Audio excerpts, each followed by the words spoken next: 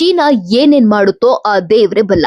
ಚೀನಾದ ಶಾಂಘೈನಲ್ಲಿ ಕೇವಲ 2 ಸೆಕೆಂಡ್ಗಳಲ್ಲಿ 700 ಕಿಲೋಮೀಟರ್ ವೇಗವನ್ನ ಪಡೆದುಕೊಳ್ಳಬಲ್ಲ ಮತ್ತು ಬರಿಗಣ್ಣಲ್ಲಿ ಟ್ರ್ಯಾಕ್ ಮಾಡಲು ಆಗದಷ್ಟು ವೇಗವಾಗಿ ಚಲಿಸುವ ಅತ್ಯಂತ ವೇಗದ ಮ್ಯಾಗ್ಲೆವ್ ರೈಲನ್ನ ಪರೀಕ್ಷೆ ಮಾಡಲಾಗಿದೆ.